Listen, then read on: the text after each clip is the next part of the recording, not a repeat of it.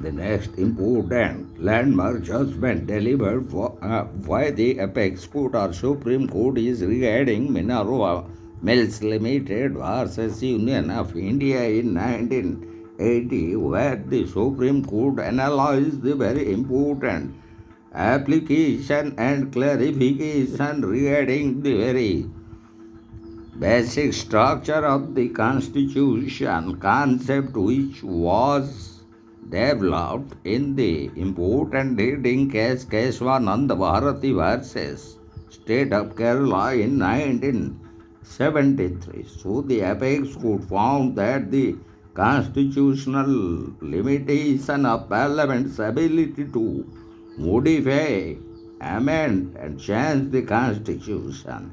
As a result, the Parliament cannot use its limited authority to grant itself infinite authority. Furthermore, a majority of the court decided that Parliament's ability to alter is not the same as its power to destroy the basic structure of the Constitution. So now we would like to discuss very facts of the case which relates regarding the very nationalization of six textiles undertakings act of 1974 and the very section 15 of the Industries Development Regulation Act of 1951 and the 39th Constitutional Amendment Act of 1975 and Entry 105 of the ninth schedule of the Constitution, which was inserted under the first Constitutional Amendment Act of 1951. So, the very fact of the case is relating to the six textiles undertakings Nationalization Act 1974, which was passed by the Parliament. It was established to fulfill a goal of wide public interest, namely the reconstruction of the textile companies' poor assets and the development of a feasible solution. Its main goal was to ensure that goods were available at reasonable cost so that the general population would not be harmed. Minerva Mills Limited was a textile firm with a limited liability corporation. It was in the silk clothing manufacturing industry. So under section 15 of the Industries Development Regulation Act 1951, the central government constituted a committee to investigate the functioning or mechanism of Minerva Mills Limited in the year 1970. Thus, the petitioner raised various points in his pleadings. It contested the central government's order to seize management and control of Minerva Mills Limited. It contested the constitutionality of the 39th Constitutional Amendment Act, which introduced the Sikh Textile Undertaking Nationalization Act entry. Under the entry 105 of the ninth schedule, and finally it contested Article 31B of the Constitution. All of these claims, however, are addressed in a separate set of petitions. The current petition addresses only a few specific topics. So the issues before the case which involved regarding sections 4 and 5 of the 42nd Constitutional Amendment Act 1976 and also clause 4 and 5 of the amending Article 368. So, in the Constitution 42nd Amendment Act 1976, Section 5 and 4 of the Constitutional Amendment are raised and their very validity is also Article 368, which relates to constitutional amendment. The very clause of 4 and 5 were raised whether they are constitutionally valid. So, the issues those relate to the very judgment delivered by the apex court relating to Articles 31C, Article 39, Clause B and Article 39, Clause C, also Article 14 which relates to right to equality and Article 19 relating to fundamental freedom and the decision revolved around the 42nd Constitutional Amendment Act 1976 and the very clause added as Clause 5 to Article 368 and the basic structure of the Constitution.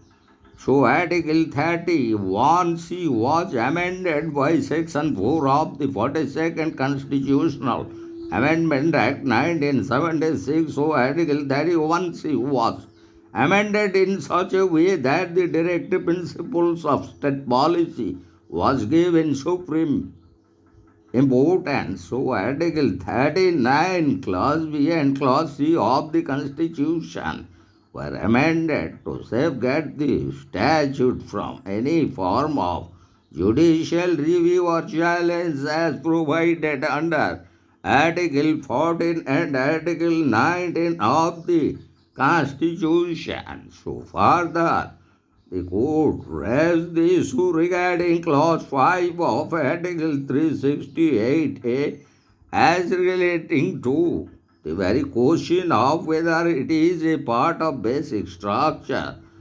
of the Constitution. When looking at Clause 5 of Article 368, the court emphasized that any provision that provides an organ of the state infinite authority is unconstitutional. The ability to alter, that is, with Parliament, is restricted according to it. And the very judgment ruled that Parliament has the authority to change the Constitution without jeopardizing the fundamental or the basic structure of the Constitution, as fundamental rights can be amended by the Parliament so long as they are consistent with the very doctrine of basic structure of the Constitution. The very section that limited judicial review was struck down by the apex court. The 42nd Amendment to the Constitution of 1976 was passed in response to this decision, which stated that all or any directive principles of state policy would take precedence over the fundamental rights as provided under Article 14 and Article 19. So, Minerva Mills as a textile mill. In 1970, the central government created a committee under Section 15 of the Industrial Development Act 1951 in response to a significant drop in Minerva Mills production. In October 1971, the committee delivered its finding to the federal government or the union government. The National Textile Corporation Limited, as established under the Industrial Development Regulation Act of 1951, was given permission by the central government to take over the administration of Minerva Mills. So, the very arguments of the petitioners before the apex court The ability of Parliament to modify the Constitution is restricted, and the Constitution has inherent constraints that limit the very scope of amendments or amending power of Parliament under Article 368, and the very purpose of Article 360 is to amend the Constitution in such a way that the very basic structure of the Constitution is not altered or violated, though the state is required by the Constitution to consider the implementation of directives principles of state policy when establishing legislation. Such directive principle of state policy may only be achieved through legal methods. The Parliament cannot ignore Part 3, which constitutes fundamental rights, in order to attain the very objectives laid down under the directive principles of state policy. So, Section 55 of the 42nd Constitutional Amendment Act of 1976 deprives affected persons of their right to a legal remedy, which is a key tenet of democracy and Indian Constitution. In a democratic state, when laws like the one outlined as under Section 55 of the 42nd Constitutional Amendment Act of 1976 are passed, democracy is doomed to fail. So, the very conclusion relating to this very important landmark judgment, as a result, it may be determined that the authority to alter granted the power to Parliament, even though is not restricted. Article 368 of the Constitution grants Parliament a limited amount of power to amend the basic structure of the Constitution, and as fundamental rights enshrined under Part 3 are falling under the basic structure of the Constitution. So the Parliament cannot go beyond this power to change the Constitution's basic structure. The relevance of the Keshavananda Bharati's case doctrine of basic structure cannot be overstated. Any statute or amendment that attempts to go beyond the fundamental rights and the basic structure concept will be declared as unlawful. The apex court further stated that the authority of judicial review cannot be revoked, so as it affects the basic fundamental or core rights of the citizens as enshrined under Part 3 from Article 12 to Article 32, which are the very important fundamental rights.